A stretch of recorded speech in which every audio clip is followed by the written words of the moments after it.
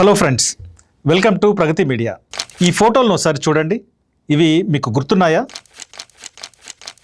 ఈ వ్యక్తి Trump junior, అంటే అమెరికా ప్రెసిడెంట్ డొనాల్డ్ ట్రంప్ కొడుకు. ఆ పక్కనున్నది ముఖేష్ అంబానీ జూనియర్, అంటే ముఖేష్ అంబానీ కొడుకు అనంత్ అంబానీ. వంతారా ఫారెస్ట్లో తీసిన ఫోటోలు కొన్ని, ఆ తర్వాత గుజరాత్ సాంప్రదాయ నృత్యం జరుగుతున్న వేడుకలో తీసిన ఫోటోలు మరికొన్ని. ఇవి లాస్ట్ ఇయర్ జూనియర్ ట్రంప్ ఇండియాకు వచ్చిన సందర్భంలో తీసిన ఫోటోలు. అప్పుడు జరిగిన ప్రచారం ఏంటంటే ట్రంప్ జూనియర్ ఉదయ్పూర్లో ఓ పెళ్లికి హాజరవ్వడానికి వచ్చాడని, పనిలో పనిగా వంతారా ఫారెస్ట్ని కూడా చూశాడని. సరే, దీన్ని కాసేపు అలా ఉంచండి. ఈ స్క్రీన్ షాట్ను ఒకసారి చూడండి. ఇండియన్ బిలియనీర్ ఒకరిని ట్రంప్ టార్గెట్ చేశాడట.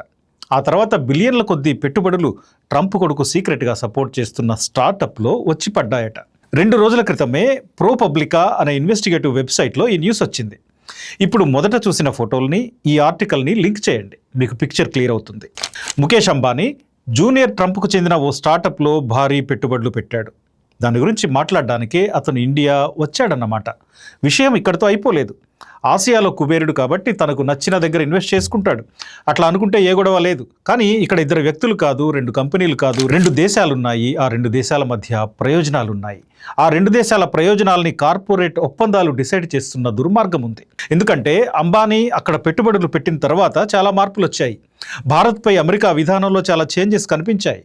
గతేడాది ట్రంప్ భారత్ మీద 50% టారిఫ్లు విధించిన సందర్భం మీకు గుర్తుండే ఉంటుంది.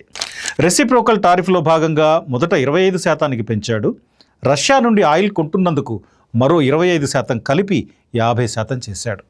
ఆ సమయంలో ట్రంప్ సలహాదారు పీటర్ నవారో ఓ మాట అన్నాడు. భారత ప్రభుత్వంతో రాజకీయ సంబంధాలున్న టాప్ ఇంధన కంపెనీలు రష్యాకు మద్దతిస్తున్నాయి అని విమర్శించాడు. ఇది పరోక్షంగా రిలయన్స్ను టార్గెట్ చేస్తూ అన్నమాట. అంటే రష్యా నుంచి చౌకగా చమురు కొనుగోలు చేస్తున్న రిలయన్స్ లాంటి సంస్థలపై ఒత్తిడి పెంచారు. ఆ సమయంలోనే ట్రంప్ జూనియర్ భారత్లో పర్యటించాడు. జూనియర్ అంబానీని కలిశాడు. ఇద్దరు జామ్నగర్లో వంతారా జూకి వెళ్లారు. గుజరాతీ కార్యక్రమాల్లో పాల్గొన్నారు. ఆ తర్వాత కొద్ది నెలలకే ట్రంప్ జూనియర్కు సంబంధాలున్న కంపెనీలో రిలయన్స్ పెద్ద ఎత్తున పెట్టుబడులు పెట్టింది. దీని తర్వాత అమెరికా భారత్ మధ్య వాణిజ్య సంబంధాలు చాలా వరకు మారిపోయాయి. ట్రంప్ ప్రసన్నమయ్యాడు, మనపై ఒత్తిడి తగ్గించాడు. భారత్పై అమలు చేస్తున్న కఠిన నిర్ణయాలను కొంతవరకు సడలించాడు. ఇక మన దేశం వెనిజులా నుంచి చమురు కొనుగోలు చేయడం వైపు మొదటి అడుగులు వేసింది.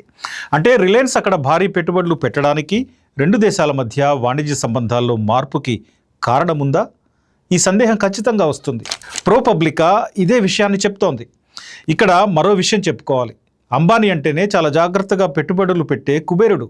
మరి రిలయన్స్ టెక్సాస్లో ఇన్వెస్ట్ చేసిన కంపెనీ పరిస్థితి ఏంటో తెలుసా? ఆ కంపెనీ పేరు ఫస్ట్ రిఫైనింగ్. ఇది టెక్సాస్లో ఉంది. దీనికి చాలా కాలంగా నిధుల కొరత ఉంది.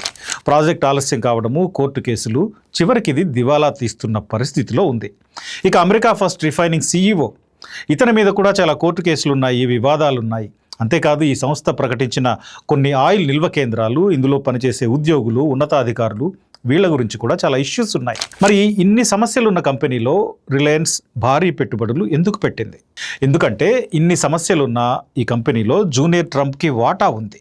సీనియర్ ట్రంప్ తన కొడుకు కంపెనీ మునిగిపోతుంటే చూస్తూ ఊరుకుంటాడా? లేదు కదా. సరైన ఇన్వెస్టర్ని వెతికాడు. ఎక్కడ నొక్కాలో అక్కడ నొక్కాడు. $1 బిలియన్ ఇన్వెస్ట్మెంట్గా వచ్చి పడ్డాయి. ఈ అనుమానాలను వ్యక్తం చేస్తే అటు ట్రంప్ జూనియర్ కానీ ఇటు రిలయన్స్ కానీ ఒప్పుకుంటాయా? ఒప్పుకోవు కదా. మాది నికార్సైన వ్యాపారం అని చెప్పుకుంటున్నాయి.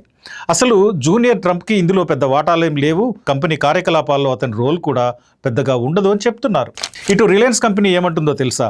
మేము పక్కాగా వ్యాపార కారణాలతోనే పెట్టుబడి పెట్టాం తప్ప ఇందులో ఎలాంటి మతలబు లేదు, ఎవరి ఒత్తిడి లేదు, అమెరికా ప్రభుత్వం నుండి ఎలాంటి ప్రయోజనము మాకు అందలేదు అంటోంది. ఈ మొత్తం వ్యవహారాన్ని చూస్తే అసలు మీకేమనిపిస్తోంది? అంబానీ ఏమీ ఆశించకుండా పెట్టుబడి పెట్టుంటాడా? ఏ ఒత్తిడి లేకుండా ఇన్వెస్ట్ చేసే అవకాశం ఉందా? ట్రంప్ కొడుకు కేవలం వంతారా ఫారెస్ట్ చూసి ఏనుగులతో ఫోటోలు దిగి ఉదయ్పూర్లో పెళ్లికి హాజరవ్వడానికే వచ్చుంటాడా? కాదనిపిస్తుంది కదా. ఇక్కడ జరిగిన మొత్తం పరిణామాల్ని సింప్లిఫై చేసి చూస్తే ట్రంప్కు లాభం కలిగేలా అతని కొడుకు సంస్థలో అంబానీ ఇన్వెస్ట్ చేశాడు. ఆ తర్వాత భారత్కు, రిలయన్స్కు మేలు జరిగేలా అమెరికా కొన్ని సడలింపులు ఇచ్చింది. ఇదంతా పైకి జస్ట్ వ్యాపారంలా కనిపిస్తుంది. కానీ భారత విదేశాంగ విధానం ఎంత బలహీనంగా ఉందో, ఎలా అమెరికా ముందు జీ హుజూర్ అంటుందో స్పష్టమవుతోంది. మన ప్రభుత్వ విధానాలు దేశం కోసం, కోట్లాది జనం కోసం కాకుండా కార్పొరేట్ల చుట్టూ తిరుగుతున్నాయని అర్థమవుతుంది. రాజకీయ, వ్యాపార, అనైతిక సంబంధాల ఎపిసోడ్ ఇది. దేశ ప్రయోజనం ప్రధానం కాదని, అంబానీ అదానీల ప్రయోజనంతోనే మన విదేశాంగ వాణిజ్య విధానాలు ముడిపడి ఉన్నాయని స్పష్టమవుతుంది.